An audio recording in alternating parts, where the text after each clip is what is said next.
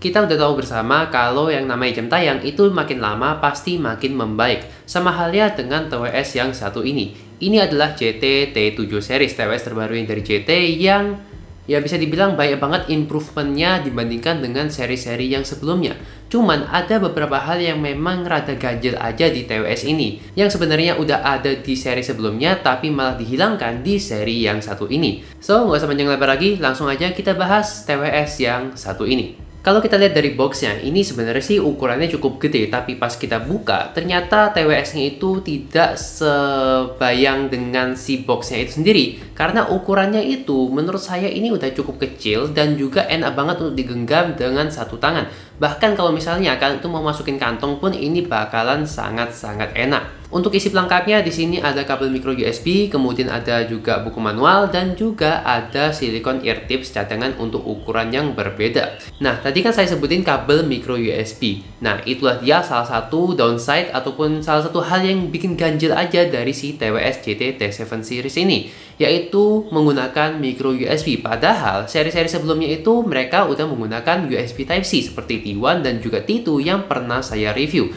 Ya cukup disayangkan aja, tapi ya saya pun ya memaafkan aja sih karena ya harganya juga udah murah, 200 ribuan, jadi ya ini adalah hal yang cukup wajar untuk TWS harga segini. Lanjut ke desainnya, ini sebenarnya TWS biasa aja kalau dilihat dari bagian luar, tapi kalau kita buka di sini di dalamnya itu ada aksen orange yang menandakan bener-bener ini adalah TWS GT banget. Jadi kombinasi antara hitam dan juga orange ini membuat TWS ini itu rasanya kelihatan lebih mahal, dan untuk build quality-nya pun dia itu ya nggak main-main, karena ini saya rasa lebih baik daripada T2 bahkan T1 pun, karena bener-bener enak banget gitu dipegang, nggak kerasa murahan.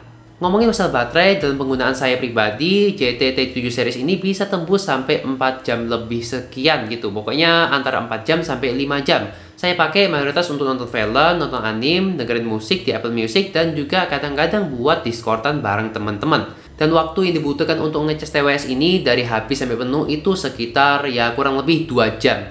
Untuk fittingnya sendiri ini menurut saya cukup nyaman, ketika dipakai lama-lama pun ya juga nggak masalah. Untuk konektivitasnya di GT T7 series ini sudah menggunakan Bluetooth 5.1, dan ketika saya pairing dengan HP, baik itu iPhone ataupun Android, saya belum pernah merasakan adanya putus antara yang kanan dengan kiri atau bahkan putus disconnect dengan HP dan juga TWS-nya. Jadi koneksinya ini menurut saya udah cukup stabil banget.